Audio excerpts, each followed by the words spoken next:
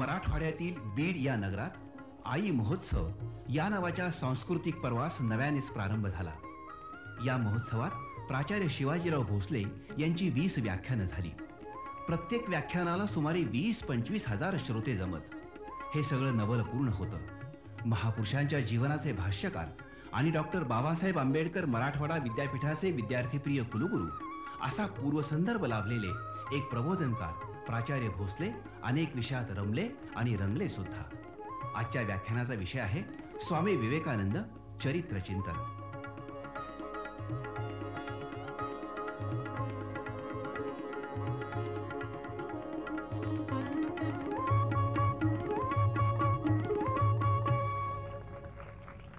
बंधू भगिनींनो, व्याख्यानाला प्रारंभ करतो आहोत कारण श्रोता जमा झाला आहे, ऐकण्याच्या मनस्थितीत आहे. यापूर्वीचं केलेलं बोलणं हेही माझ्या दृष्टीनं स्वाभाविकच होतं आणि इथून पुढचंही ते तसंच असेल.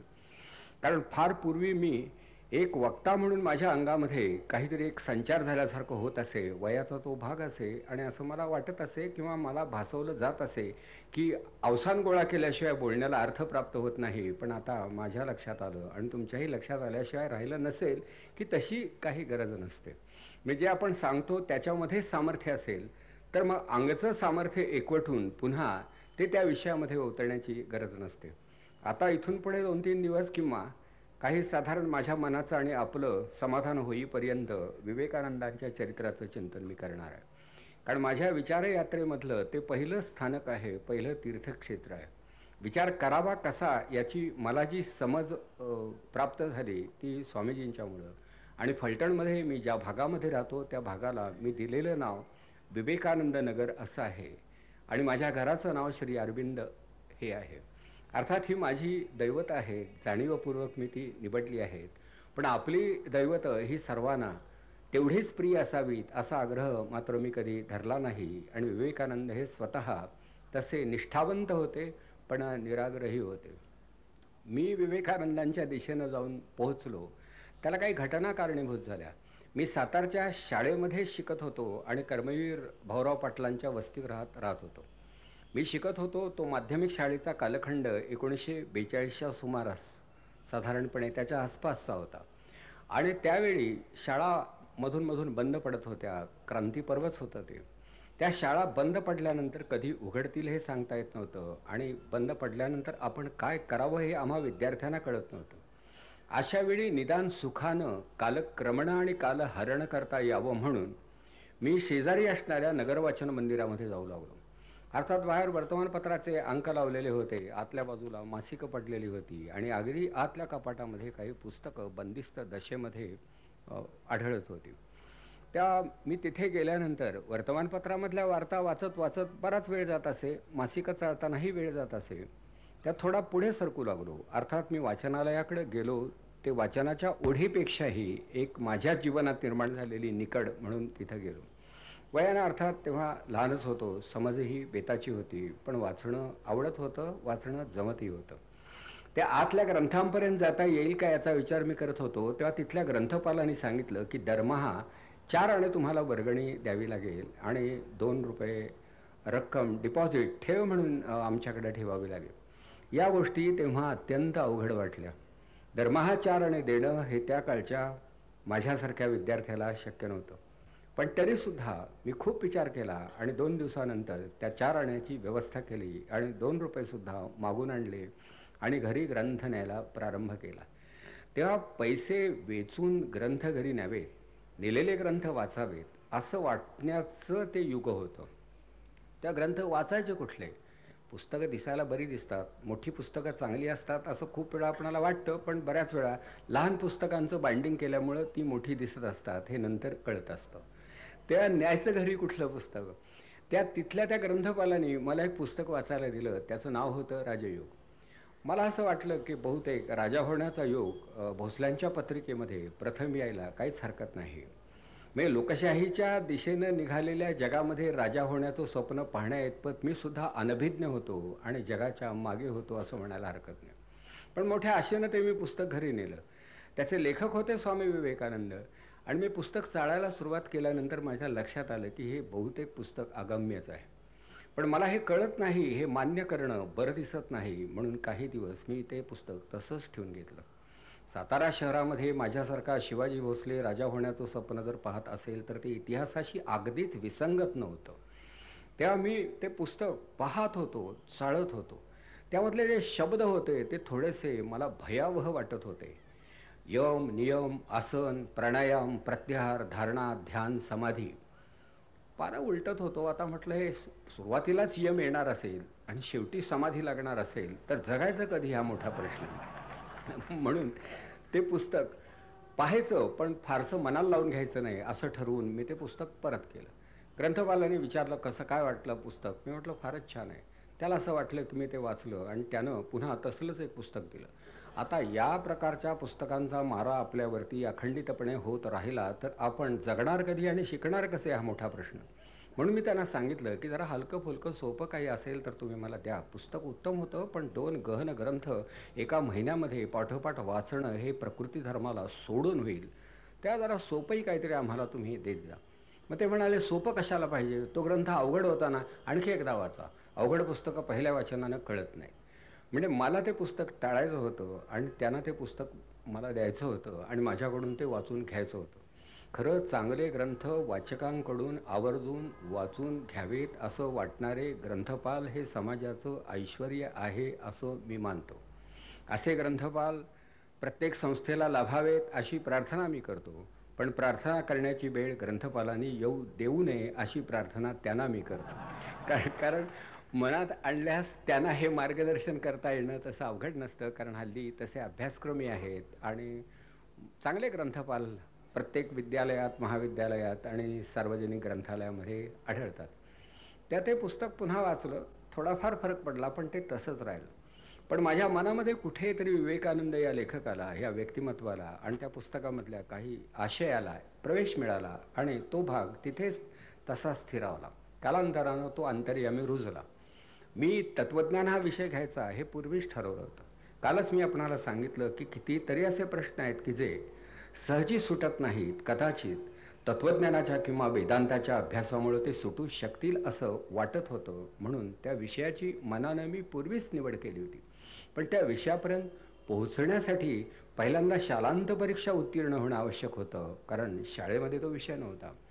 आणि जेव्हा एखाद्या चांगल्या विषयाकडं अगोदरच लक्ष लागतं तेव्हा अभ्यासाकडं दुर्लक्ष होतं आणि ती मुलं थोडी मागे पडतात असा अनुभव आहे. मी तो दुःखद अनुभव घेतला आहे पण माझ्या दृष्टीनं तोच आनंददायक अनुभव होता.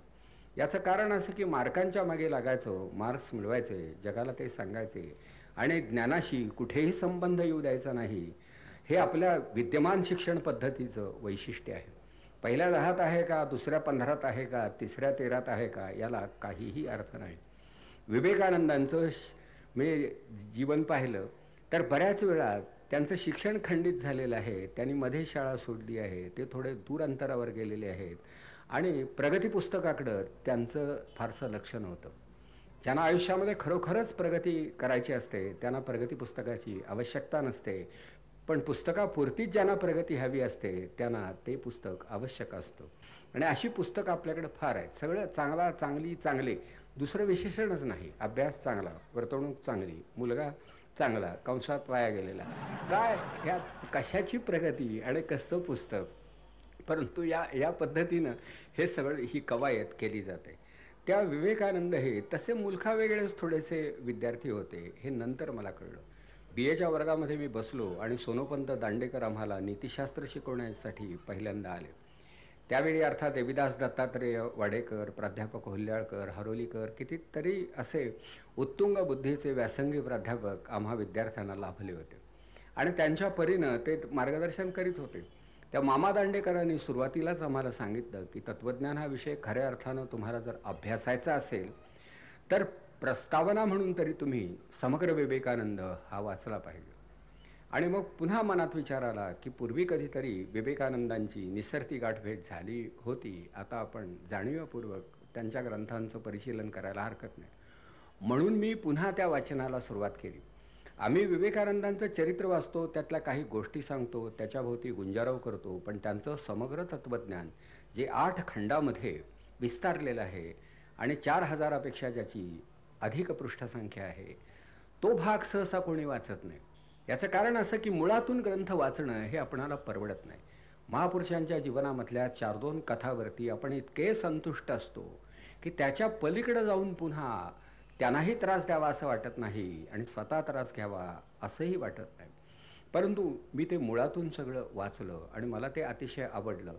त्यामुळं मला समजलेले विवेकानंद आणि अन्य मंडळींना अभिप्रेत असणारे विवेकानंद यामध्ये थोडी तफावत आहे असं मला वाटतं. विवेकानंद नेहमी म्हणत की उभ्या मानवकुलाचा धर्म एकच एक आहे. हिंदू, मुस्लिम, जैन, बौद्ध हे सगळे स्थलकाल सापेक्ष असे त्या अनादी धर्माचे आविष्कार आहेत. मूळ धर्म एकच आहे आणि उभ्या जगाचा धर्म एकच आहे. आता हा विचार किती लोकांना रुचेल हा मोठा प्रश्न आहे. महात्मा फुलेही असं म्हणाले होते की एकाच आईची 4 लेकरं 4 भिन्न धर्मांचा अंगीकार करू शकतील. एका घरात ती राहतील, एका रक्ताची ती भावंड असतील, पण कोणाला कुराण आवडेल, कोणाला बायबल आवडेल, कोणाला गीता आवडेल, कोणाला अन्य ग्रंथ कदाचित प्रिय होईल आणि त्या त्या धर्माचा अनुसार त्या भावंडांनी करूनही आपलं बंधुत्व त्यांना अबाधित राखता येईल. हा फुल्यांचा विचार सुद्धा विलक्षण होता, पण कोणी तोही वाचला नाही.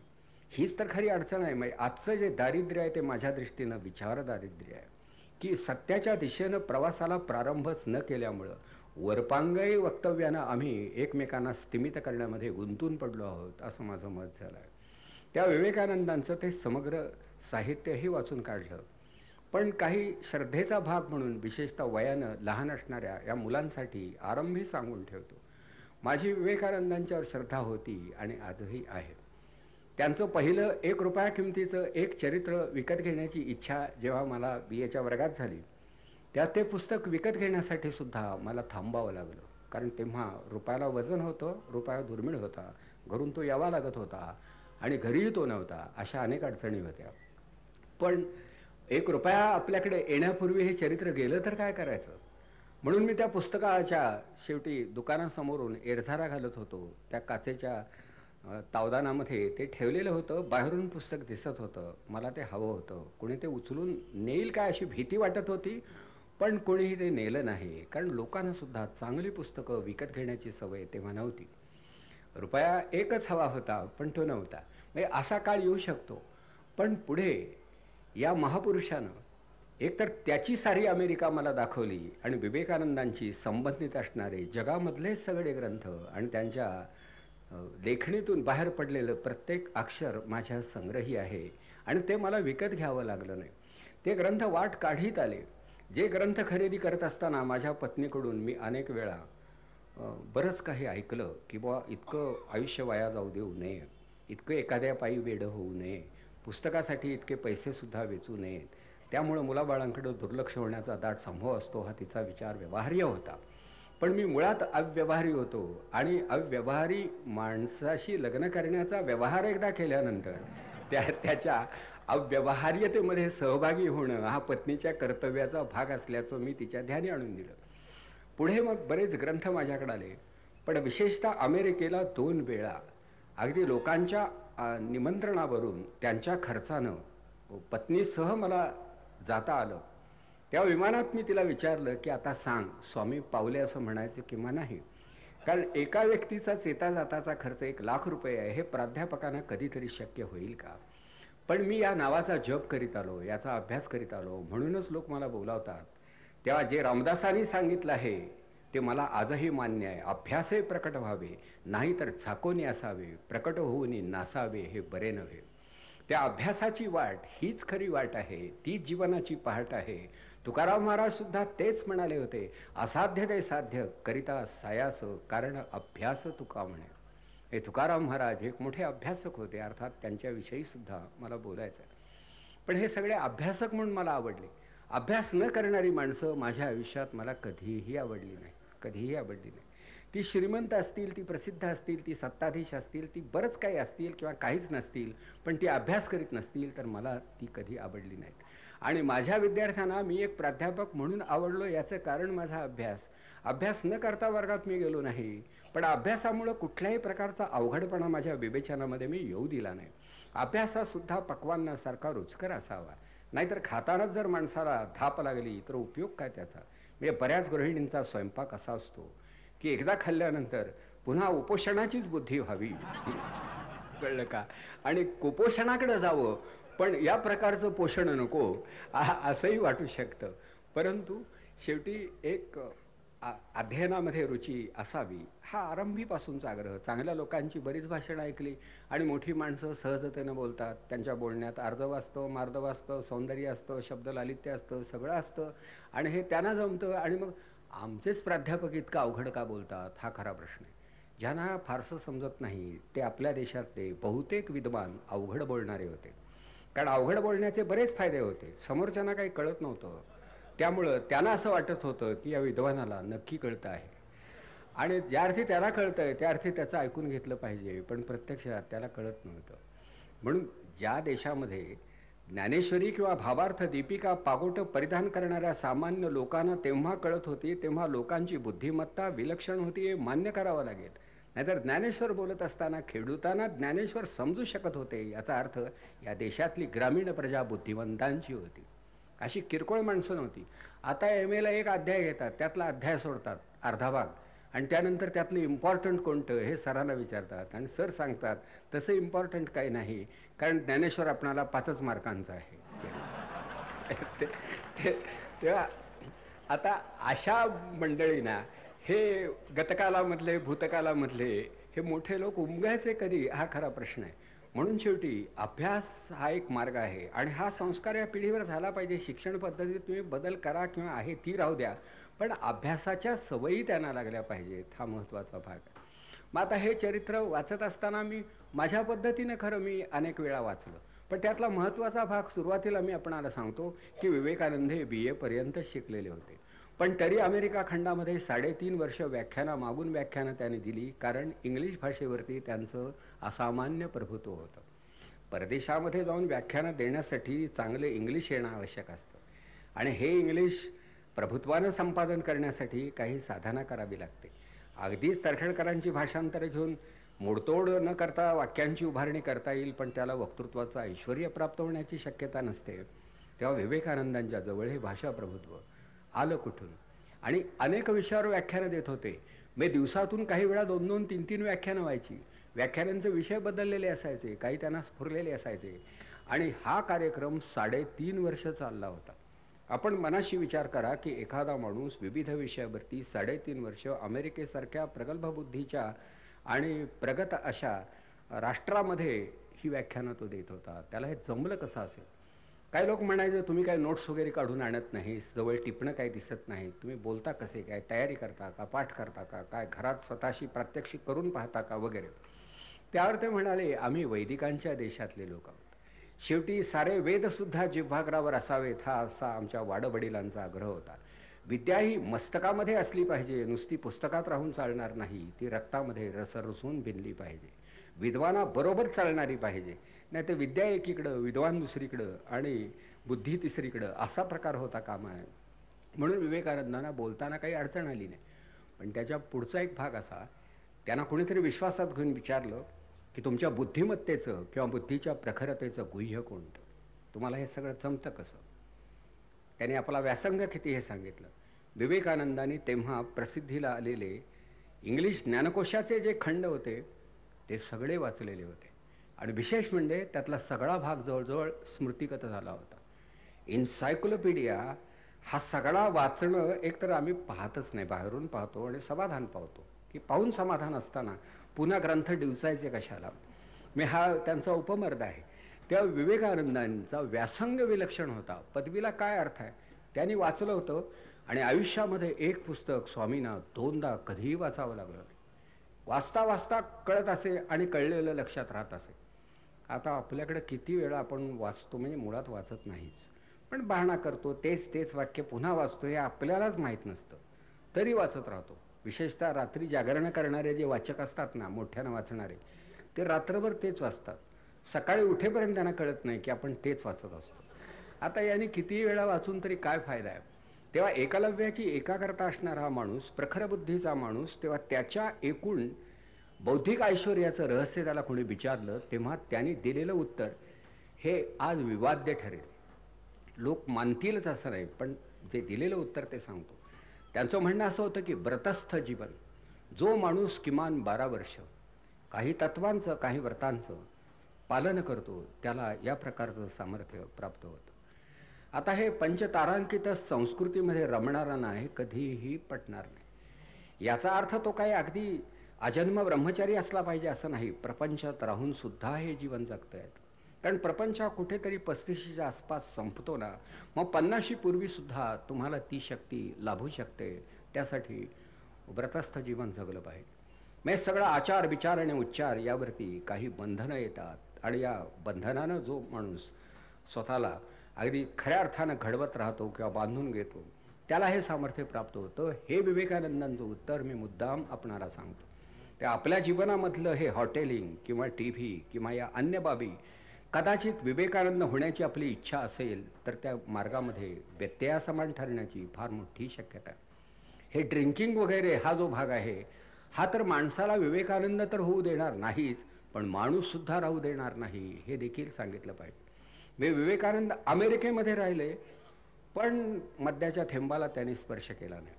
कितीतरी लोकांना वाटेल काय आयुष्य या माणसानं अमेरिकेत जाऊन वाया घालवलं, परंतु की फार मोठ्या भारतीयांविषयी हे सांगतात. श्रीनिवास शास्त्री हे जागतिक कीर्तीचे उत्तम इंग्लिश बोलणारे असे एक भारतीय विचारवंत होते.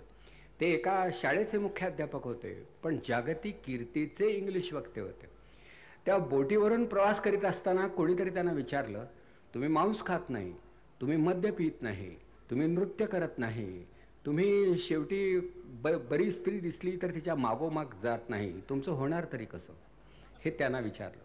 याउलट त्याच माणसाविषयी इंग्लिश पत्रांनी एवढंच सांगितलं की इंग्लिश वक्तृत्वाचा भारतीय ताजमहाल म्हणजे श्रीनिवास शास्त्री. फेटा बांधणारा, उपर्ण गळ्याभोवती गुंडाळणारा, कोट आणि धोतर परिधान करणारा हा माणूस हा उत्तम इंग्लिश बोलत होता, कारण तो अभ्यासाच्या वाटेने गेला होता. ही माणसं आमच्या मुलांना दिसली पाहिजेत, दाखवली पाहिजेत, हा खरं माझा आग्रह आहे. नको ती माणसं नजरेसमोर राहिली तर आपणही तसंच व्हावं असं वाटतं आणि मग नको ते झाल्याशिवाय राहत नाही. तेव्हा विवेकानंदांचं स्मरण करीत असताना अनुषंगानं हे सारं स्मरण घडतं आहे. तेव्हा विवेकानंदांचं व्रतस्थ जीवन हे त्यांच्या महत्तेचं खरं मर्म होतं असं म्हणायला हरकत नाही. पण आता हे जीवन घडलं तरी कसं, तसे ते कर्मठ नव्हते. म्हणजे विवेकानंद हे मनानं अतिशय मोकळे होते. म्हणजे बुवा स्त्रियांकडे पाहू नये, त्यांच्याशी बोलू नये, अमकं करू नये असं कधीही ते मानत नव्हते. फक्त माणसानं विवेकी असावं, संयमी असावं एवढाच त्यांचा आग्रह होता. बाकी कमालीचे मनमोकळे होते. पश्चिमेकडून जेव्हा ते आले तेव्हा त्यांच्याबरोबर भगिनी निवेदितांसारख्या अनेक पाश्चिमात्य शिष्या होत्या. अशा गोऱ्या गोमट्या स्त्रिया भारतामध्ये आल्याचं पाहून बऱ्याच भारतीयांनी असा तर्क केला की बहुतेक विवेकानंदांनी तिकडे गेल्यानंतर काही ऋणानुबंध प्रस्थापित केले असावे, कारण आमच्या आणि त्यांच्या सवयी भारतीय या नात्यानं सारख्या असायला काहीच हरकत नाही. परंतु तसं काही नव्हतं की सगळीच माणसं सारखी, ही भावनासुद्धा निर्मळ मनामध्येच उदित होऊ शकते, इतरत्र नाही. विवेकानंदांना अमेरिकेमध्ये एक लावण्य संपन्न युवती भेटली आणि म्हणाली की स्वामी मला तुमच्याशी लग्न करायचं आहे, विवाहबद्ध व्हायचं आहे. तेव्हा ते म्हणाले, बाई मी संन्यस्त, मी विरक्त, मी लग्न करू शकत नाही आणि माझ्या जीवनात हे नातंच नाही. स्त्री ही मला प्रिय आहे, पण आई म्हणून, बहीण म्हणून, मुलगी म्हणून, पण पत्नी म्हणून नाही. तर यावरती त्या स्त्रीनं अशी अपेक्षा व्यक्त केली की मला तुमच्यासारखा तेजस्वी पुत्र व्हावा, यासाठी माझी ही अपेक्षा मी व्यक्त करते आहे. लगोलग स्वामी एवढंच म्हणाले की मग मलाच आजपासून आपला पुत्र मानला तर हा प्रश्न सुटणार नाही का. तर ही भारताची संस्कृती, ही हिंदूंची पुरातन प्राचीन अभिमानास्पद संस्कृती ही अशी आहे. त्या ही संस्कृती ही जतन केली पाहिजे, हा आग्रह कुणीतरी धरला पाहिजे. आणि स्वामीजी त्या वाटेनं गेले होते म्हणून मी त्यांच्याविषयी बोलतो आहे. आणि आम्हा विद्यार्थ्यांना आणि माझ्याही अगोदरच्या काही पिढ्यांना कदाचित त्यांनी घडवलं असण्याची फार मोठी शक्यता आहे, कारण तुरुंगामधले सगळे देशभक्त विवेकानंदांचं समग्र साहित्य वाचत असत. त्या स्वामीजी हे शेवटी कुठल्या कुटुंबात जन्माला आले, कुठल्या शहरात जन्माला आले यालाही काही अर्थ आहे. विवेकानंदांचा जन्म 12 जानेवारी 1863 या दिवशी कलकत्त्यामध्ये झाला. कलकत्ता हे भारतामधलं त्या काळचं सर्वात प्रगत असं शहर होतं आणि इंग्रज हे पहिल्यांदा बंगालमध्ये आले आणि भारताची सुरुवातीची राजधानी कलकत्ता ही होती. हे फार पूर्वी मोगलांच्या काळात दिल्ली असेल, पण इंग्रजांच्या कारकिर्दीमध्ये कलकत्ता ही राजधानी होती. या कलकत्त्यामध्ये सुरुवातीला महाविद्यालय निघाली आणि प्रेसिडेन्सी कॉलेज या नावाचं जागतिक कीर्तीचं एक महाविद्यालय कलकत्त्यात तेव्हा होतं. त्या विवेकानंद हे कलकत्त्यात शिकले, पण विवेकानंद हे त्यांच्या कुटुंबामधले एकटे सुविद्य असे गृहस्थ विद्यार्थी युवक नव्हते. त्यांच्या घराण्यामध्ये विद्या होती. त्यांचे वडील कायदे पंडित होते, त्यांच्या वडिलांचे वडील कायद्याचे अभ्यासक होते, त्यांचेही वडील पुन्हा कायद्याचे अभ्यासक होते. म्हणजे शेवटी कायदे पंडितांच्या कुटुंबामध्ये विवेकानंद लहानाचे मोठे झाले. कायद्याचा अभ्यास केल्यामुळे बुद्धीला पैलू पडतात आणि पूर्वी अभ्यास करण्याची प्रथाही होती. आज अभ्यासापेक्षा अनुषंगिक गोष्टीवरती जास्त भर दिला जातो आणि कायदे पंडित हे सुद्धा नकळत अनेक वाटाने ओढले जातात. परंतु कायद्याचा अभ्यासक हा खरोखरच शेवटी त्यात समोर असणाऱ्या ग्रंथाशी इमान राखणारा प्रखर बुद्धीचा विचारवंत असतो. तसं विवेकानंदांचे वडील कायदे पंडित होते, आजोबाही कायदे पंडित होते, पणजोबाही कायद्याचे अभ्यासक होते. पण हा एक भाग झाला. त्या घरामध्ये संस्कृत, पर्शियन, बंगाली आणि इंग्लिश या भाषांचा अभ्यास केला जात असे. या सगळ्या भाषा लिलया बोलल्या जात असत. म्हणजे त्या कुटुंबामध्ये अनेक भाषा अभ्यासल्या जात असत आणि प्रत्येक भाषा ही मातृभाषे समान लेखून खरोखर तिचं उपयोजन केलं जात असे. म्हणजे बंगाली बोलता येत होतं, पर्शियनही त्यांना जमत होतं, इंग्लिशही त्यांना अवघड वाटत नव्हतं आणि विशेष म्हणजे प्रसंगी संस्कृतमध्ये सुद्धा बोलण्याची त्यांची मानसिक तयारी होती. असा ही अभ्यासाची बैठक त्या कुटुंबात होती. शास्त्रीय संगीत हा सगळ्यांच्या आवडीचा विषय होता. बंगाली कुटुंबामध्ये अजूनही ती आवड टिकून आहे. त्या शास्त्रीय संगीताचा अभ्यास केल्याशिवाय बुद्धीला तरलता प्राप्त होत नाही असं स्वामीजी म्हणत. त्यांच्या घरात शास्त्रीय संगीताचाही अभ्यास केला जात असे. घराच्या शेजारी एक लहानशी व्यायामशाळा होती. स्वामीजी मुद्दाम तिथे जात असत. स्वतः ते खरोखर सूर्यनमस्कार, जोर बैठका हा व्यायाम हे स्वतः करीत असत. मैदानावर जात असत, उड्या मारत असत. विवेकानंद हे उत्तम खेळाडू होते. विवेकानंदांचा आग्रह होता की अंगकाठी सुदृढ असल्याशिवाय माणसाच्या हातून काहीही चांगलं घडणार नाही. भगवद्गीता ही समरांगणात सांगितली आहे, ती योद्ध्यां पुढे सादर केली आहे. तेव्हा माणसानं बलवान झालं पाहिजे. Be strong my young friends, this is my advice to you. You will be nearer to heaven through football than through the study of Bhagavad Gita, असंही एका भाषणात ते म्हणाले आहेत. तेव्हा मोकळ्या मैदानावर जाऊन धावलं पाहिजे आणि वासरासारखं हुंदडलं पाहिजे, असं स्वामीजी मुलांना सांगत असत. आज हे कुणीच सांगत नाही, कारण मुलं मैदानावर जात नाहीत, मैदाना जागेवर राहिली नाहीत. आणि आता टी व्हीमुळे घराचंच मैदान होण्याची वेळ आली आहे. त्याच्यात पुन्हा आईवडिलांच्या भांडणाची भर पडली तर त्याला कुरुक्षेत्राचं ऐश्वर्य प्राप्त व्हायला फारसा वेळ लागणार नाही. तेव्हा विवेकानंदांचा हा आग्रह हा महत्त्वाचा आहे. तेव्हा एका बाजूनं स्कॉलर म्हणून ते अभ्यास करत होते, दुसऱ्या बाजूनं एका उस्तादाच्या घरी जाऊन 3 वर्ष शास्त्रीय संगीताचा अभ्यास करत होते आणि तिसऱ्या अंगानं शरीरबल संवर्धनाचा उद्योगही करत होते. या गोष्टी लक्षात ठेवा. आपण मी हे सांगतोय, तुम्ही म्हणाल सांगणाऱ्याला काही अधिकार आहे का, तर तो थोडाफार आहे. याचं कारण असं की मी गेली 35 वर्ष योगासनं, प्राणायाम, गायत्रीचा जप हा तर करतोच आहे. मीही आता काही फार वयानं लहान राहिलो नाही, 70च्या उंबरठ्यावरती उभा आहे. पण माझं काम चालू आहे. याचं कारण शरीर प्रकृतीचे जे काही आरोग्याशी संबंधित असणारे सगळे संकेत मी सांभाळतो आणि कठोरतेनं सांभाळतो. हा संस्कार स्वामीजींनी माझ्यावर केला आणि बी स्ट्रॉंग माय यंग फ्रेंड्स त्याचा परिणाम माझ्यावर असा झाला की माझ्या विद्यार्थी दशेत वक्तृत्व स्पर्धेचं बक्षीस तर मला मिळालं होतंच, निबंधलेखनाचं मिळालं होतं, पण धावण्याच्या शर्यतीत सातारा जिल्ह्यात 1944 साली मी पहिला आलो होतो 1 मैल धावण्याच्या शर्यतीत. आणि पुणे विद्यापीठाच्या क्रॉस कंट्रीमध्ये 49 साली मला पहिलं बक्षीस मिळालं होतं. आपण जाऊन रेकॉर्ड बघायला सुद्धा हरकत नाही. का तर माणूस शरीरानं बळकट पाहिजे. आणि मी कॉलेजचा प्रिन्सिपल म्हणून 25 वर्ष काम करत होतो. काही फलटणकर मंडळी इथं काल दिसली, तीही आपणाला सांगतील. या 25 वर्षात कॉलेजच्या दिशेनं मी 2ही वेळा चालतच जात होतो. सायकलवर सुद्धा बसलो नाही, स्कूटरचा प्रश्न नाही.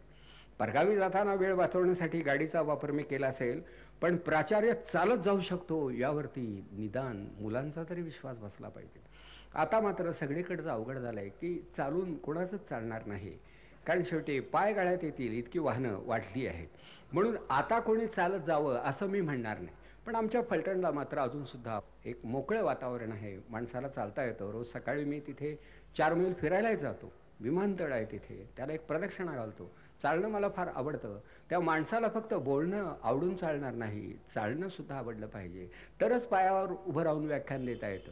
म्हणजे व्याख्यानाचा संबंध फक्त जिभेशी नाही तर पायाशी सुद्धा आहे, हे या देशामधल्या वक्त्यांना कळलं पाहिजे. बऱ्याच लोकनेत्यांना उठवावं लागतं आणि भारतीय आसनावर बसलेले असतात, मागे लोड असतो आणि नंतर मग देशाच्या भवितव्याविषयी ते बोलायला लागतात वगैरे.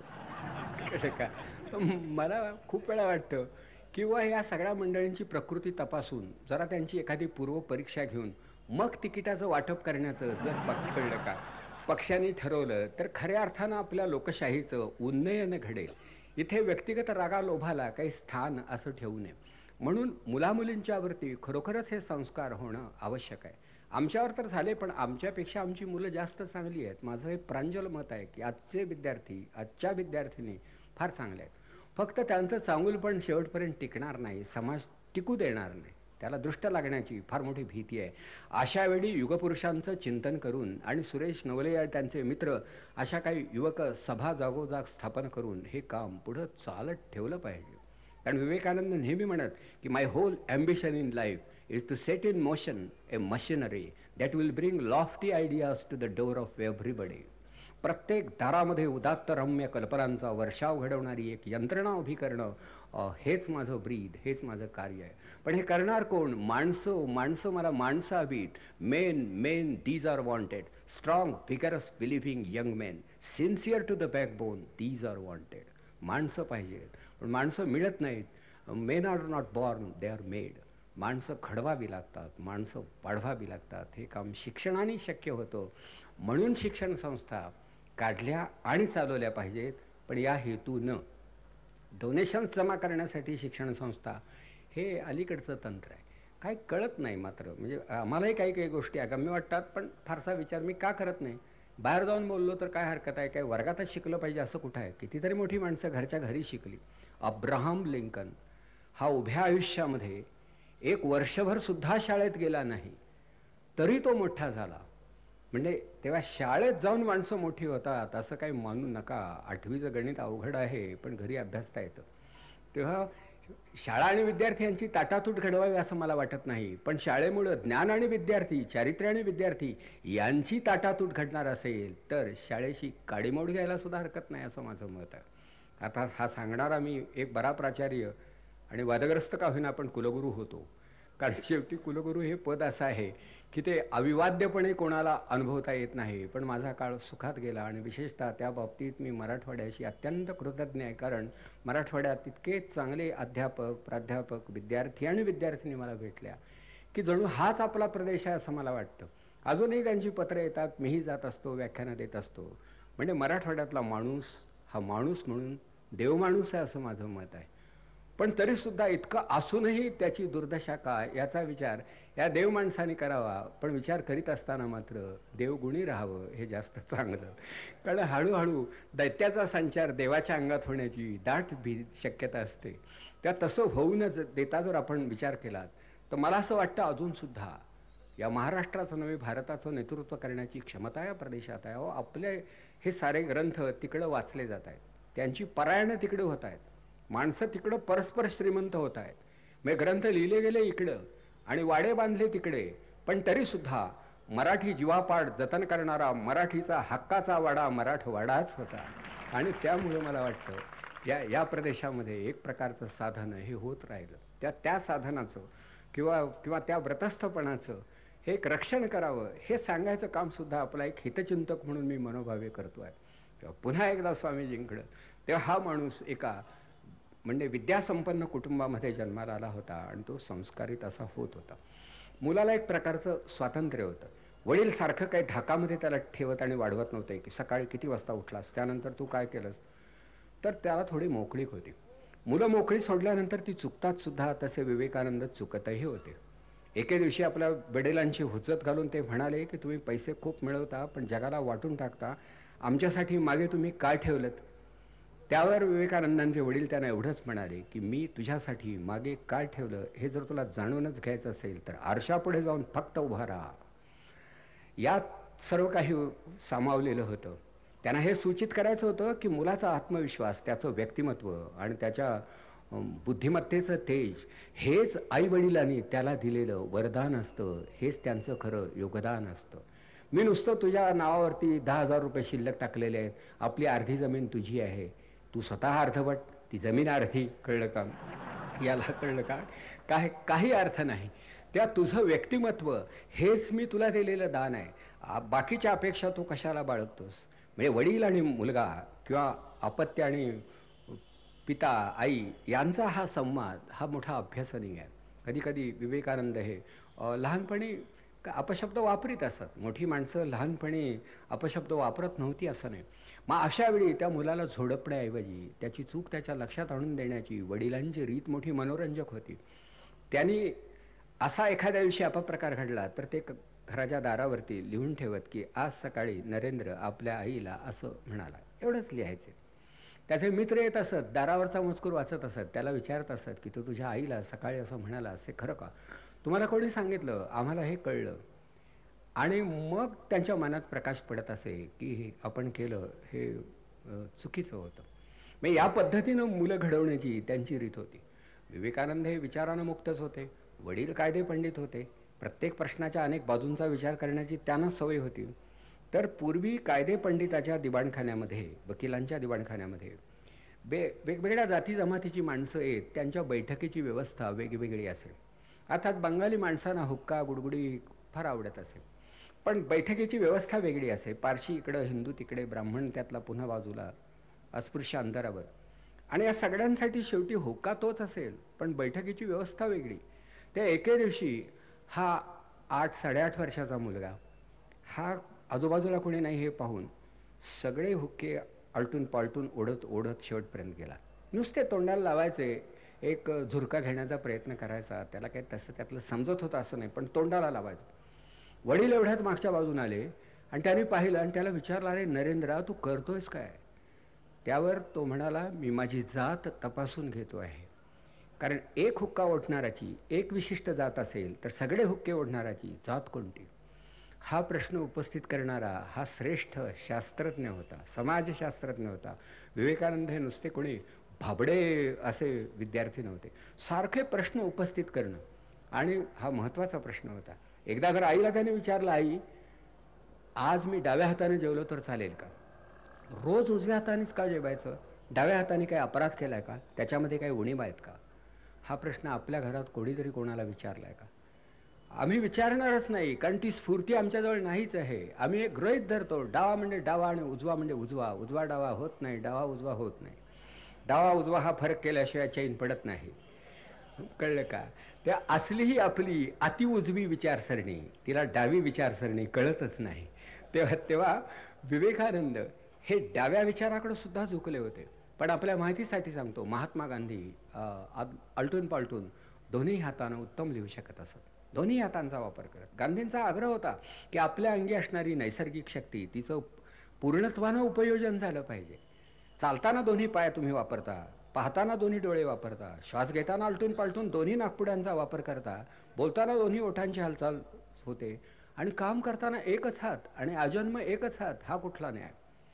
असा प्रश्न जो उपस्थित करतो तो माणूस विचारी असतो.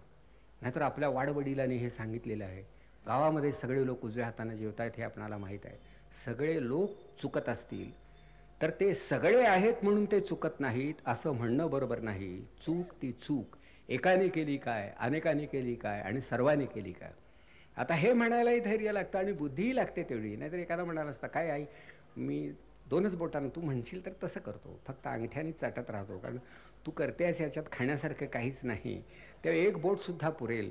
तेव्हा मला आता रोज पोटभर वाढण्याऐवजी बोटभर वाढलं तरी चालेल, कारण तुझं पाकनैपुण्य पाहिल्यानंतर मी मुळातच इतका प्रसन्न झालो आहे की आपणाला अन्न पाण्याची इथून पुढं भविष्यकालात गरजही भासणार नाही.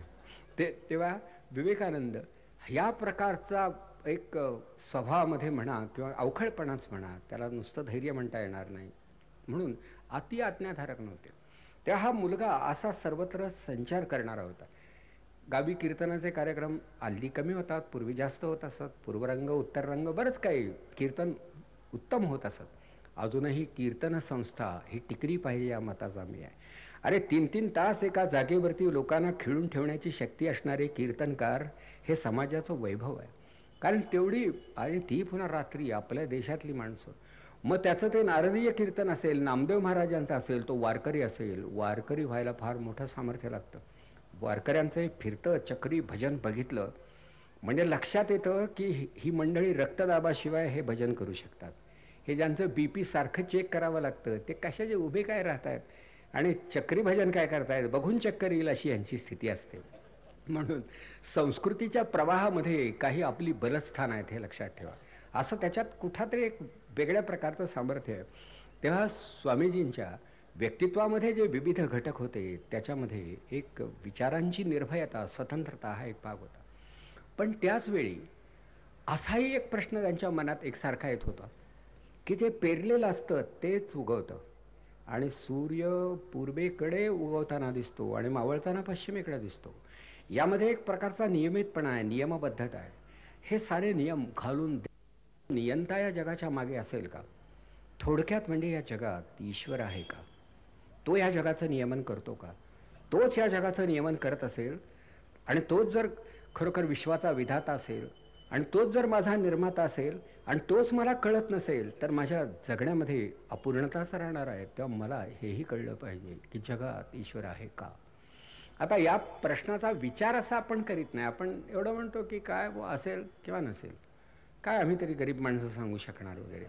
जातो आम्ही मंदिरात, महाशिवरात्रीचा उपवासही करत असतो, खिचडी चवीनं खातो, पण बाकी आमचाही काही तसा शिवाशी काही संबंध नाही. कळलं का? आणि देव तरी आपल्याला तेवढाच हवा असतो. आपला गणपती जो टिकून आहे ना त्याचं कारण एकच, बोलावल्यावर येतो आणि निरोप दिल्यानंतर जातो आणि खिरापत केवळ भक्तांना देतो.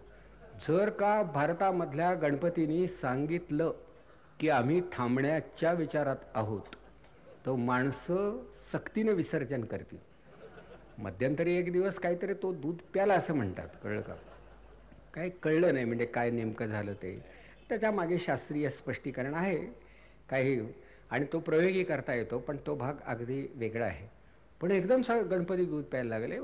असं वाटलं की दूध संघाचा आणि गणपतीचा संबंध जर असता किंवा त्यांनी जर निवडणूक लढवून चेअरमनपद मिळवलं असतं, पाहिजे एवढं दूध मिळालं असतं.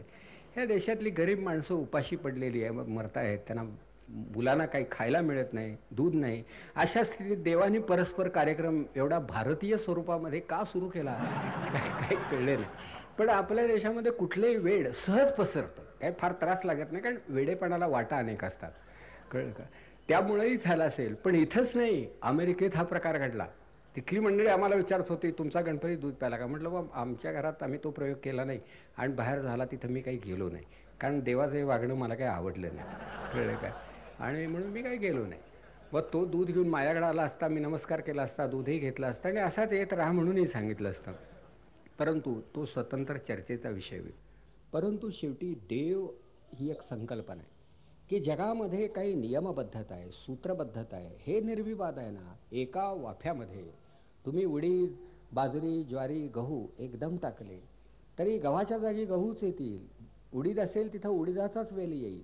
म्हणजे पेरलेलं उगवेल ही नियमबद्धता तर मान्य केली पाहिजे. मग वैज्ञानिक हेच सांगतात की हे अखिल विश्व हे नियमबद्ध आहे. कारणाशिवाय या जगात काहीही घडत नाही. ही विज्ञानाची गृहीत कृत्य आहेत, पॉश्युलेट्स आहेत. कारणाशिवाय काही घडत नाही आणि सगळा निसर्ग हा नियमबद्ध आहे. मग हा जर नियमबद्ध असेल तर मग या नियमाच्या मागे कोणी एखादा रचनाकार, घटना पंडित असेल का, असा विचार आपण करू.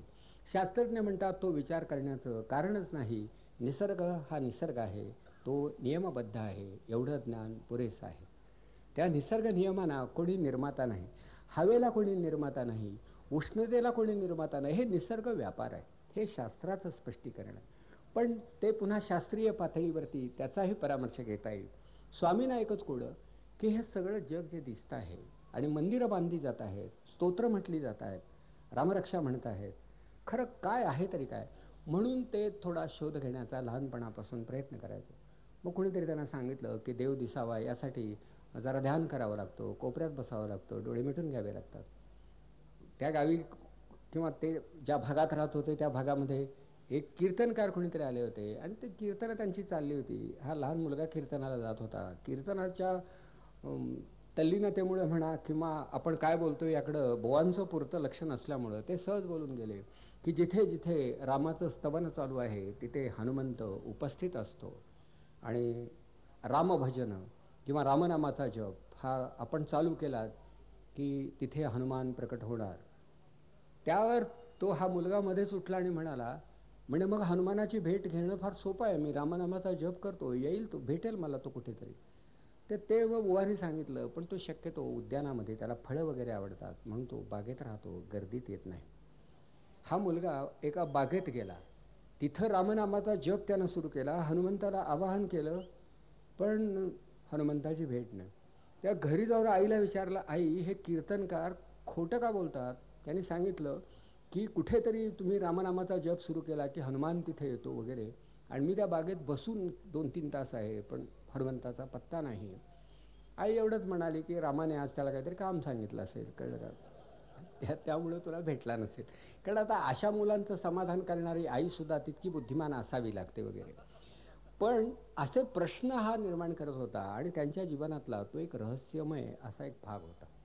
त्या लहानपणीसुद्धा ते अशी देवपूजा वगैरे करत असत आणि कधी कधी देवाच्या मूर्ती उचलून रस्त्यावरही टाकत असत. दोन्ही गोष्टी करत की मागापासून बघतोय, काही याचा उपयोग नाही, कुठला देव आणि कुठला धर्म, माझा याच्यावर विश्वास नाही. पण तरीही पुन्हा याच्यावर विश्वास नाही, पण विश्वास ठेवायचा कशावर हा पुन्हा प्रश्न आहे. म्हणून त्याचंही ते चिंतन करत असत. एक तर असं आहे, हे व्यक्तिमत्वच अनेक पैलूंनी संपन्न असल्यामुळं इतक्या परस्पर विरोधी प्रेरणा त्या जीवनामध्ये अशा उद्भवू शकत होत्या आणि त्यांच्यामध्ये समन्वय निर्माण कसा करावा हा खरा गंभीर प्रश्न होता. आपल्यापैकी प्रत्येकाला वाटतं ना की जगात कुठेतरी देव असला पाहिजे, पण आता असला पाहिजे याला तसा काही अर्थ नाही, आहे का नाही सांगता येत नाही. तर हाही एक त्यांच्या जीवनातला महत्त्वाचा प्रश्न होता. आणि या अवस्थेत ते असे लहानाचे मोठे होत होते. मधला काही भाग अगदी सोडून दिला तरी बिघडण्यासारखं काही नाही. प्रेसिडेन्सी कॉलेजमध्ये एक विद्यार्थी म्हणून जेव्हा ते दाखल झाले, त्या कॉलेजमध्ये प्राचार्य म्हणून काम करणारे प्रिन्सिपल हेस्टी या नावाचे एक इतिहास संशोधक आणि एक विद्वान गृहस्थ होते. हे जगामधल्या अनेक विद्यापीठामध्ये काम करून कलकत्त्याला आले होते आणि तिथे प्रिन्सिपल म्हणून काम करीत होते. तेव्हा एके दिवशी त्या महाविद्यालयामध्ये इंग्लिशचे प्राध्यापक काही कारणामुळे येऊ शकले नाही. त्या मुलांचा तो तास वाया जाईल तेव्हा तो वाया जाऊ देता कामा नये म्हणून स्वतः प्राचार्य पिरियड घेण्यासाठी गेले आणि वर्षभर त्या कवीची एक अपुरी राहिलेली कविता त्यांनीच पुरी करायची असं ठरवलं. पण त्यापूर्वी ते म्हणाले की वर्षभर हा निसर्ग वेडा कवी होता, निसर्ग कवी होता आणि निसर्गरम्य दृश्य समोर दिसलं, मग कदाचित मुलांचा मेळावा असेल, फुलांचा ताटवा असेल, तारकांचा पुंज असेल, इंद्रधनुष्य असेल, वाहता प्रवाह असेल, पण हे पाहिल्यानंतर तो थोडासा भान हरपून जात असे आणि त्याला एक प्रकारची भावसमाधी लागत असे. या अवस्थेचं वर्णन त्यांनी केलं. तेव्हा पिरियड संपल्यानंतर नव्हे, तो संपण्याच्या बेतात असतानाच प्रश्नांकित मुद्रेनं हा मुलगा सरांच्याकडे एकसारखा बघत होता. तर त्याने विचारलं, बाळ तुला काही शंका आहे का? त्यावर त्या मुलानं विचारलं. नरेंद्रनाथ विश्वनाथ दत्त हे त्याचं नाव, विवेकानंदांचं आडनाव दत्त असं होतं. त्याने विचारलं, सर या प्रकारची अवस्था तुम्ही अनुभवली आहे का? मग ह्या भावस्थिती म्हणा, समाधी म्हणा, पण तुम्ही याचा अनुभव घेतलाय का? आता सर हे तसे प्रांजल होते.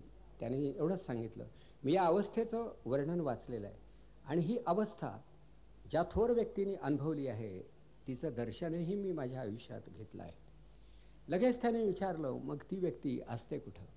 तर कलकत्त्यापासून 4 मैलाच्या अंतरावरती दक्षिणेश्वर नावाची एक लहानशी वसाहत आहे. तिथे कालीचं एक मंदिर आहे. त्या मंदिरामध्ये रामकृष्ण परमहंस या नावानं ओळखला जाणारा एक कालीचा पूजक आहे. तो या अवस्थेमध्ये सतत असतो असा माझा अनुभव आहे, हे प्राचार्यांनी सांगितलं. आता परदेशामधल्या अनेक विद्यापीठामध्ये अध्यापन करून आलेला व्यासंग समृद्ध जीवन जगणारा एक विचारी प्राध्यापक भरल्या वर्गामध्ये रामकृष्ण परमहंसांसारख्या कालीच्या उपासकाच्या नावाचा उल्लेख मोकळेपणानं करतो आहे, याला काहीतरी अर्थ असला पाहिजे असं या मुलाला वाटलं.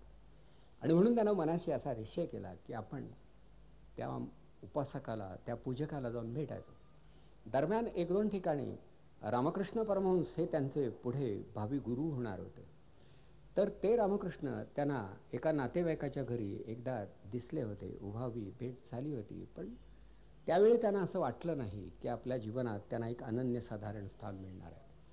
तेव्हा विवेकानंद कॉलेजमध्ये अगदी एकाग्रतापूर्वक सारंच ऐकत होते आणि ग्रंथालयातले मोठमोठाले ग्रंथ घरी नेऊन वाचत होते, विचार करत होते.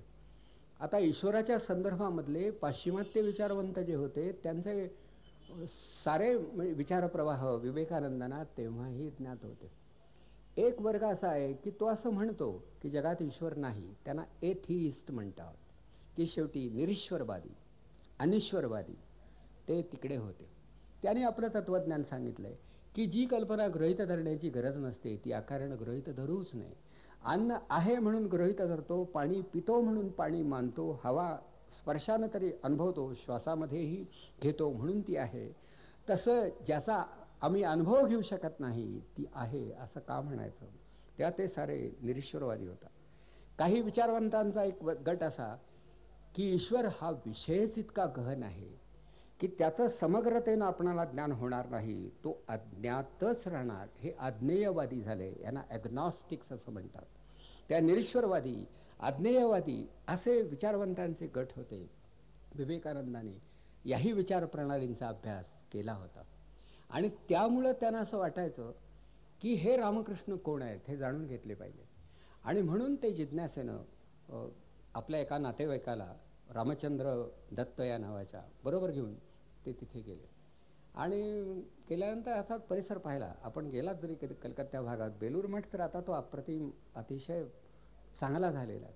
पण त्यावेळी कलकत्त्याचा विशेषतः दक्षिणेश्वरचा आणि काली मंदिराचा परिसर इतका चांगला नव्हता, पण मंदिराला एक भव्यता होती.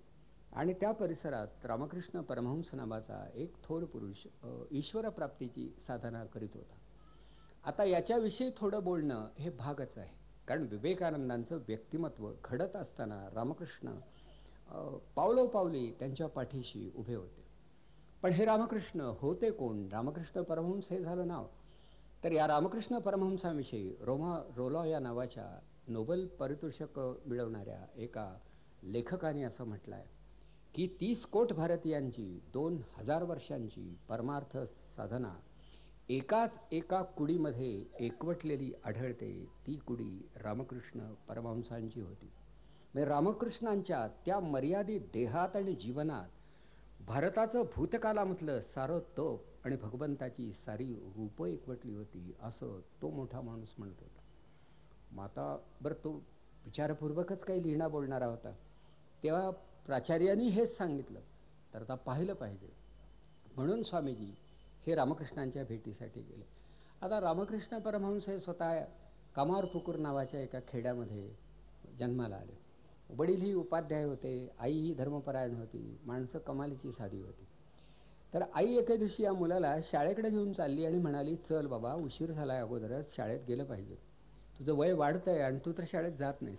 तर या मुलानं आईला विचारलं, आई शाळेत गेल्यानंतर देव दिसतो का गं? तर आई म्हणाली, शाळेचा आणि देवाचा काहीही संबंध नाही. शाळेत जाऊन देव दिसत नाही आणि शाळेत देव माणसंही तशी असत नाही. तेव्हा पण शाळेत गेलं पाहिजे. मग तो म्हणाला, शाळेत जाऊन देव दिसणार नसेल तर मला शाळेत जायचंच नाही, मला देव पाहिजे. मला देव पाहिजे, 5 वर्षाचं चिमुरडं पोर मला देव पाहिजे म्हणते, हा प्रकार तरी काय? काही लोक म्हणायचे असतात पोरं लहानपणी असं बाहुलीशी बोलतात, दगडाशी बोलतात, मुलंच असतात ती. म्हणत असेल देव पाहिजे तर म्हणा, गावाच्या बाहेर त्या झाडाखाली असतो, आपलं काय जाते सांगायला. मुलांशी खोटं कसं बोलावं हे काय पालकांना शिकवावं लागतं का? तर त्यांना ते उपजत बुद्धीनं जमलं पाहिजे, साधलं पाहिजे. म्हणून शेवटी हा मुलगा गदाधर आहे त्याचं नाव. तर का तर गदाधराच्या कृपेनं हा लाभलेला मुलगा म्हणून त्याचं नाव गदाधर ठेवण्यात आलं होतं. आणि तो म्हणाला, माझं नाव गदाधर, मला गदाधरच बघायचं आहे. तर आई हतबुद्ध होत असे. हा मुलगा शाळेत जात नसे, कधी ढकलून लोटून दाबून दडपून घालवला तरी थांबत नसे, बसत नसे. शेवटी या मुलाला कलकत्त्याला पाठवण्यात आलं. का तर सगळ्यात वडीलधारा असणारा त्याचा भाऊ तिथे एक संस्कृत पाठशाळा चालवत होता. एक भिक्षुक कुटुंब, काही संस्कृतचे संस्कार झालेलं. 4 घरची पूजा करावी, मंदिरामध्ये जावं, आरती करावी, जे काही मिळेल त्यावर उपजीविका करावी म्हणून तो शहरामध्ये जाऊन राहिला होता. तो कलकत्त्यामध्ये रामकुमार हे त्याचं नाव होतं. तर या भावाच्या सानिध्यामध्ये, सहवासामध्ये हा कदाचित हा धाकटा भाऊ सुधारेल, वयामध्ये तसं अंतर होतं, म्हणून त्याला भावाकडे पाठवण्यात आलं. आणि हा रामकुमार नावाचा रामकृष्ण परमहंसांचा जो वडील भाऊ होता, तो काली मंदिरामध्ये कालीचा उपासक, पूजक म्हणून हा काम पाहत होता. हे काम सुद्धा योगायोगानं त्याच्या वाट्याला आलं होतं. कालीचं जे मंदिर आहे ते राणी रासमणी नावाच्या एका कोळी जमातीमधल्या राणीनं बांधलं होतं. कोळ्यांची सुद्धा भारतामध्ये काही संस्थान आहेत. तसं एक कोळी संस्थानिक, तर त्याच्या पत्नीनं तिला राणी म्हणत, रासमणी हे तिचं नाव. तर देवी तिच्या स्वप्नात एकदा आली आणि म्हणाली, तू काशी यात्रा करतेस, तू बऱ्याच ठिकाणी जातेस, पण तू मला काही अजून निवारा करून दिला नाहीस. त्या स्वप्नामध्ये आलेल्या त्या देवीच्या साक्षीनं या बाईनं त्या दक्षिणेश्वरमध्ये 20 एकर जागा घेतली आणि तिथं एक कालीचं मंदिर बांधलं. आता आपला धर्म आणि आपला समाज कसा, तर कोळी जमातीमधल्या बाईनं बांधलेल्या मंदिरामध्ये पुजारी म्हणून काम करायला ब्राह्मण तयार नव्हते, कारण ते उच्च वर्णीय होते. आणि ही बाई कोळी समाजातली होती. सगळं भारताचं दर्शन तिथे घडत होतं. त्यावेळी मंदिर बांधून झालं, पण मूर्तीची प्राणप्रतिष्ठा होण्याची शक्यता दिसेना. ब्राह्मण यायला तयार नाही. आता आपण त्यांची वाट बघत नाही वगैरे, मुळात पूजाच करत नाही, त्यामुळे ब्राह्मणांची गरज उरली नाही, अशी परिस्थिती आहे. परंतु ब्राह्मण कुठे यायला तयार नाही. अशा वेळी आता हे सगळं बांधकाम वाया जाणार, करायचं काय? शेवटी रामकुमार नावाचा रामकृष्णांचा वडील भाऊ, त्यानं या बाईंना निरोप पाठवला, आता असं करा, समाज एकदम बदलणार नाही. देव जळी स्थळी काष्ठी पाषाणी आहे असं म्हणताना माणसं म्हणतात, पण माणसं पाषाण हृदयी असतात, त्यांना हे कळायला वेळ लागेल. त्या तुम्ही आता असं करा की हे मंदिर कुठल्या तरी ब्राह्मणाला दान म्हणून द्या, आणि नंतर त्यानं परत ते दान म्हणून एखाद्या संस्थेला, एखाद्या विश्वस्त निधीला द्यावं. म्हणजे ते तुमचं राहणार नाही, आणि मग व्यवस्थापन मंडळ नेमावं आणि पूजा अर्चा वगैरे हे सगळं नियमितपणे होईल. त्याप्रमाणे बाईने केलं. आणि मग ब्राह्मण सगळ्यात पुढे आले. का? आता इथून पुढे दक्षिणेची प्राप्ती होणार असेल तर ती टाळणं बरं नाही हे त्यांना कळत होतं. म्हणून मंडळी रांगेत उभी राहू लागली. तेव्हा हा सल्ला देणारा हा जो मुलगा होता, मुलगा म्हणण्याचा तसा तो आता वडीलधारा झाला होता, त्या युवकाला त्या म्हणाल्या की मग कालीची पूजा करण्याचं काम तू का नाही करत? तू एवढा चांगला सल्ला दिलास, देवीच तुझ्या मुखानं बोलली, तूच ये ना आणि पूजा कर. म्हणून तो तिथे जाऊ लागला. आणि मग शेवटी रामकृष्ण तिथे जाऊन राहत होते. हे रामकृष्ण परमहंस त्या मंदिरामधला प्रसाद सुद्धा घेत नव्हते. शूद्राची सेवा करायची नाही, शूद्राच्या हातचं अन्न खायचं नाही, असं विवेकानंदांचे गुरु सुद्धा एका विशिष्ट कालखंडात म्हणत होते. म्हणजे आपल्या देशामधल्या आग्रहांचा प्रभाव कोणाकोणावर किती प्रमाणात पडतो हे बघण्यासारखं आहे. त्या मंदिराच्या आवारात ते काय खात नव्हते, घरी जाऊन स्वयंपाक करायचे. ते म्हणायचे मी इथलं काही खाणार नाही. का? हे एका कोळी बाईनं बांधलेलं मंदिर आहे, आपण कसे ब्राह्मण आहोत.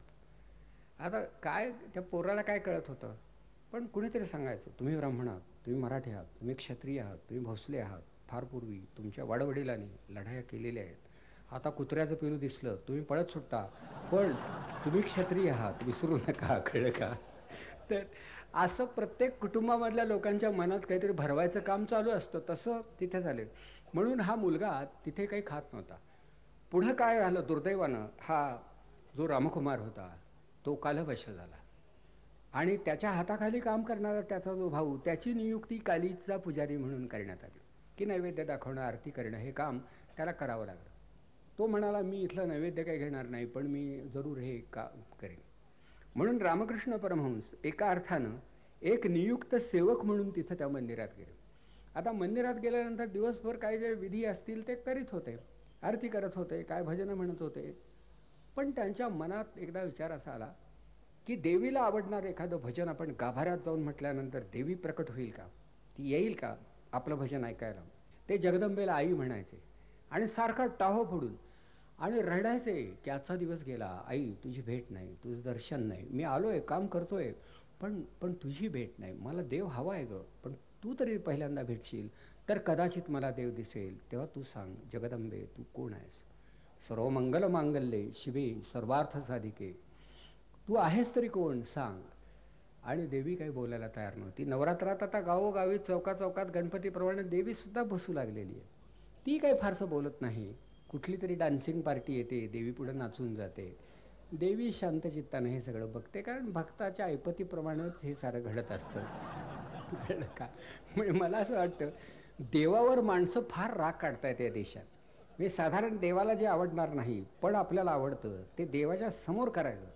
म्हणजे काय, एक देवाची सहनशीलता आणि निष्क्रियता त्यामुळे वाढीला लागू शकते. हा, कळलं का? तर शेवटी कित्येक दिवस ते झुरत होते, अगदी रडत होते. आता काही लोक असं मानत होते की ही मानसिक विकृती आहे. हा निधिध्यास काय घ्यायचा, असं काय ढाळायची, तू दिसत नाहीस काय म्हणायचं, नाही तर दिसणार कशी.